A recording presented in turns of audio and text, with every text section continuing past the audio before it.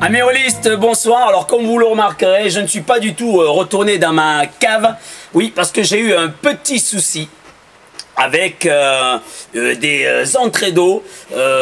Et donc je me suis installé dans cette vieille usine désaffectée appartenant à un vieil ami à moi.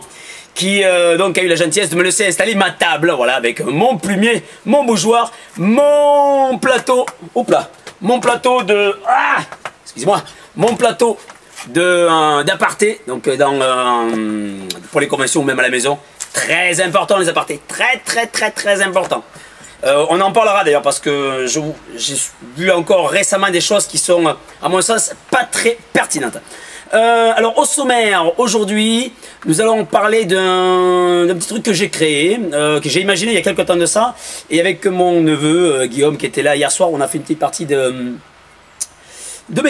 Méga 3 hein, évidemment, hein, et juste avant de faire de passer à Méga, je lui parlais des problématiques des décisions des joueurs sur des phases de jeu, des phases de combat. Des fois pas toujours très réaliste. Voilà, donc c'est pour ça que j'ai mis au point ce que l'on va appeler tout simplement le disque de combat tactique destiné aux joueurs mais pas que, aussi aux maîtres de jeu. Donc ce sera nous allons voir ça tout de suite très rapidement. Et à la suite de quoi, comme vous le savez, la semaine dernière je vous avais présenté le petit étui en cuir dans lequel on rangeait les cartes de queue draconique pour le jeu Le Merveilleux Rêve de Dragon. Voilà, et donc je vous parlais dans cette vidéo précédente que j'allais faire un étui pour le tarot draconique ainsi que pour les dés. Donc voilà, chose promise, chose due, j'ai pris ma page blanche, j'ai réfléchi et j'ai produit quelque chose que je vous présenterai juste après le disque tactique de combat.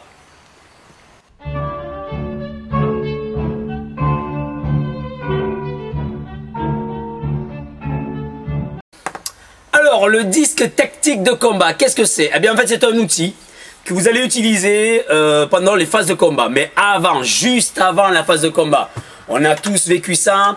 Vous êtes le maître de jeu, vous racontez l'histoire et là, vous présentez à vos personnages, enfin, à vos joueurs, et donc à leurs personnages, une situation critique. Un ennemi qui arrive, qui les surprend, un véhicule qui arrive à toute barzingue qui va les percuter. Enfin voilà. Mais souvent, mais là, le disque tactique de combat, c'est vraiment basé pour le combat. On pourrait imaginer de l'utiliser aussi, de le transformer, en transformant l'utilité du disque. Alors, je vous le présente tout de suite. Voilà, je l'attrape, il est là. Voilà. Alors, qu'est-ce que c'est que ce disque? C'est un outil très simple. Qui sert à quoi? Tout simplement lorsque vous allez annoncer à vos joueurs qu'il y a un danger. Voilà, un ennemi arrive, vous le voyez, il est juste devant vous, il vous surprend. Les joueurs ont un temps très court pour réagir. Alors, il y a des compteurs, des maîtres de jeu, hein, qui bon, je le fais aussi, qui donnent un très court instant. C'est-à-dire, là, tu as 3 secondes, vous avez 3 secondes pour me donner la réponse à ce que vous allez faire. Vous avez 6 secondes pour me dire ce que vous allez faire. Vous avez 10 secondes pour me dire ce que vous allez faire. Voilà. Et alors, ce qui se passe souvent, c'est que, évidemment, on respecte un tour de round, quoi, en fait, un tour de jeu. Voilà, donc souvent on fait tourner le jeu comme ça. Ou alors on s'appuie bien sûr par rapport aux décisions des joueurs avec par exemple ceux qui vont faire du tir, qui sont à distance, donc on fait souvent passer le tir avant, ensuite les mêlées, ensuite des préparations de sorts, ce serait avant aussi, mais on ne pourrait pas les faire, on ne pourrait pas lancer les sorts, on lancerait les sorts. Et ça y est, on a pu le voir. Enfin voilà, donc vous comprendrez que entre les phases de tir, les mêlées, les décisions de fuite, maintenir une position, préparer un sort, armer une arbalète, voilà, donc tout ça, ce sont des choix que l'on retrouve très régulièrement en phase de combat. Et ce qu'on voit très régulièrement aussi, c'est que il y en a un tel qui dit bon mais moi je sors mon épée et je tiens ferme, d'accord. L'autre il dit bon mais alors moi je vais préparer mon arc, je vais tirer. L'autre il dit ah ben alors moi alors lui il fait ça ben moi je prends mon épée, c'est pareil, j'attends. D'accord. Et toi tu fais quoi? Ben moi je fonce, je vais attaquer, parce que bon voilà, il a décidé d'attaquer, d'accord. Et le cinquième il dit bon ben moi aussi j'attends. Ça arrive souvent, c'est que il y a une sorte de suite logique des décisions. Et évidemment, hein, parce qu'on dit à chaque joueur bon qu'est-ce que tu fais, quoi. Et ça a une influence sur la spontanéité des actions des joueurs, à mon sens. C'est pour ça que j'ai imaginé le disque tactique de combat. Alors comment on l'utilise? C'est très simple. Chaque joueur, une troupe d'orques sort de la maison inoccupée. Il vous voit et se rue vers vous avec pour vous une grosse surprise puisque il vous tombe dessus directement. Vous avez 3 secondes pour faire un choix sur votre disque tactique. 3, 2, 1, 0.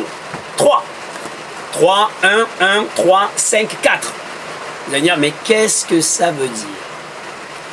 Eh bien, chaque joueur va avoir un disque comme celui-ci, numéroté de 1 à 5. Le 1, ça veut dire je tire. Le 2, ça veut dire je fonce en mêlée. Le 3, ça veut dire je tiens bon, je reste comme ça avec mon bouclier, je ne bouge pas. Je vais faire en sorte de me protéger et d'encaisser. Le 4, je vais carrément fuir. Et le 5, je me mets en retrait pour préparer un sort ou armer mon arc. Le fait d'avoir ce disque en main et de dire aux joueurs, vous avez 3 secondes pour décider ce que vous allez faire. Vous avez sur votre disque tactique. Ils ne peuvent pas attendre les uns des autres, savoir quelle décision va prendre tel ou tel joueur et se dire voilà je vais... Parce que sur des décisions comme ça très rapides, où le combat est imminent, on ne peut pas dire ouais alors lui il va attaquer, lui il va tirer, bon donc je vais en profiter, je vais peut-être rester là en statique pour le protéger. Non, ça c'est pas réaliste. Enfin à mon sens. C'est pour ça que j'ai imaginé ce disque, que chaque joueur, vous le donnez à chacun de vos joueurs, et chaque joueur lorsque vous allez lancer un combat, même si c'est 10 secondes, ou alors 10 secondes ça veut... On peut organiser des choses, c'est vrai, en 10 secondes, mais 5 secondes pour organiser une attaque, c'est pas si évident que ça. Mais en tout cas, c'est très intéressant d'utiliser quand c'est une attaque surprise sur l'immédiat. Voilà. Après, c'est à vous de choisir, de voir comment vous voulez utiliser le disque tactique. Toutefois, lorsque les joueurs vous présentent leur disque, quand vous voyez le 1, forcément lui il va tirer. 5, il est en train de préparer le sort. 4, lui il prend la fuite. 3, il tient une position. Et lui, 2, il charge. Bouah, ok, très bien. Et là, vous avez donc un ordre logique d'action, puisque les 1 vont commencer, les 2 vont suivre. Les 3 vont rester en position, donc ils vont attendre la charge de l'attaque des orques, ou des groins, hein, parce que je joue régulièrement à Rêve Dragon. Le 4, eh bien évidemment, il va prendre la fuite, si c'est possible. En tout cas, il risque de se mettre aussi en danger, puisqu'il va tourner le dos, on considérera qu'il tournera le dos aux assaillants. Et le 5 se mettra peut-être en retrait, il aura le temps d'une petite demi-action pour peut-être se mettre en position de méditation draconique, mais bon, monter un TMR, méditation draconique, monter un TMR pour jeter un sort, ou préparer tout simplement une arbalète, ou charger son gun parce qu'il a besoin d'un gros fusil pour dégommer tout le monde, et parce qu'on ne joue pas toujours à des jeux de rôle médiévaux fantastiques. Voilà, donc, et ça, le fait que chacun fasse voir ce qu'il fait, et qu'il ne le dise pas aux autres. C'est-à-dire que c'est de la spontanéité. Je veux dire, on n'est pas toujours très coordonné dans les phases de combat. Il y en a un qui va partir à droite, d'autres qui part à gauche. Voilà, évidemment, lorsqu'on organise un assaut et qu'on dit voilà, toi tu passes par là, toi tu passes par là, évidemment, on n'a pas besoin du disque. Et encore que, on pourrait très bien imaginer de l'utiliser pour les PNJ qui, eux, pourraient aussi avoir des choix. Par exemple, je le fais tourner, hop, et là je tombe sur 2. Donc le PNJ décide d'attaquer. Celui-ci, 1, il tire. Celui-là, hop, je retombe sur 2. 5, il prépare une arme. Voilà, donc on peut aussi l'utiliser sous forme de jet de hasard. On pourrait aussi très bien jeter un dé, hein, vous me direz, un dé 6. Mais le fait d'avoir un disque comme ça, on ne le fait voir à personne. Vous n'avez pas le résultat affiché. 3. Voilà, et donc votre maître de jeu autour de la table voit les ordres de jeu des joueurs, et surtout ça donne une touche extrêmement réaliste dans les phases de combat. Voilà, donc je vais vous le mettre en gros plan, comme ça vous allez comprendre à quoi ressemble ce disque. Et voilà, donc comme vous le voyez, on peut faire tourner la roue, donc la roue tourne et dévoile en fait un numéro. C'est très facile à faire, ce disque fait 17 cm de diamètre, il faut faire des sections de 17 cm et demi de diamètre, il faut faire des sections de 8,5 à la règle, et vous obtenez donc les 5 points. On pourrait très bien imaginer de rajouter des points, et de rajouter d'autres points, parce qu'on considère que il n'y en a pas suffisamment. Ça, c'est à vous de voir. Ceci est une aide de jeu que j'ai imaginée, mais qui est applicable partout. c'est un petit gadget, effectivement, vous me direz, mais croyez-moi, ça peut être très utile. Et donc maintenant, nous allons passer juste à la suite avec la présentation de l'écran pour le tarot et les dés. C'est parti juste après ça.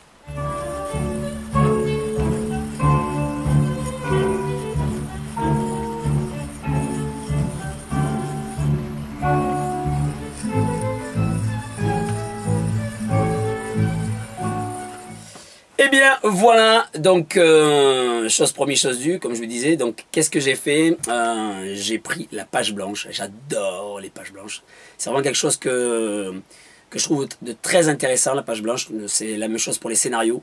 C'est le meilleur moment, à mon sens, de toute création. La page blanche, c'est le moment d'introspection, le moment de réflexion, le moment de méditation, le moment de se remplir et de se vider pour créer un objet, pour créer un scénario, pour créer une idée, pour mettre à plat les choses qu'on a au fond de soi, toutes ces choses qui nous passionnent. Et en l'occurrence, donc là, ce qui me passionnait, enfin, vous savez que ce qui me passionne, c'est le travail du cuir, parce que je travaille le cuir très régulièrement. Je fais des articles cuir, comme par exemple cette peau de cuir travaillée qui a servi pour certains à RPGR, c'est dans d'autres conventions, qui est une vieille carte au trésor, comme ce bâton, ce sceptre, le sceptre de Maya Sparax, qui a servi, qui est un accessoire de jeu, qui a servi encore tout l'été pour les joueurs qui ont participé à ce scénario. Et donc, voilà, sans plus attendre, juste, je vais claquer des doigts et vous allez voir l'écran pour tous les accessoires de Rêve de Dragon.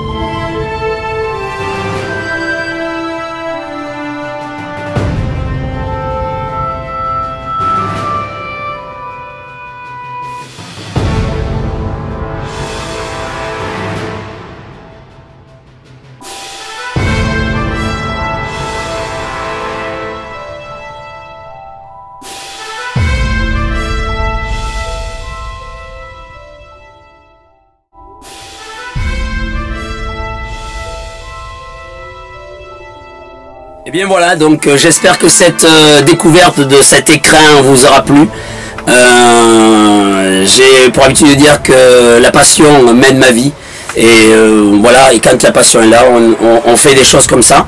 Alors c'est une petite chose, mais c'est une chose passionnée.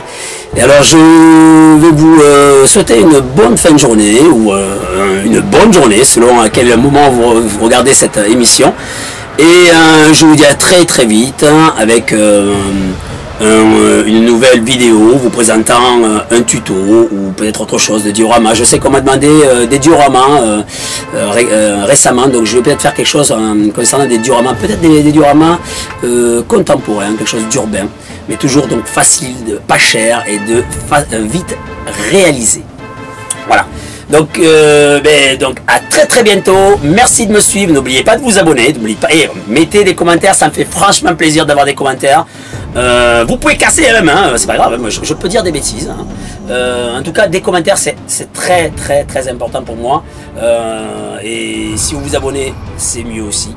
Et si vous mettez des petits pouces, que vous likez, ça me fait plaisir aussi. Je me dis bon, mais là, je fais pas ça pour rien non plus. Hein, ça fait plaisir d'avoir des likes. Alors, je vous dis à très vite. Bye bye.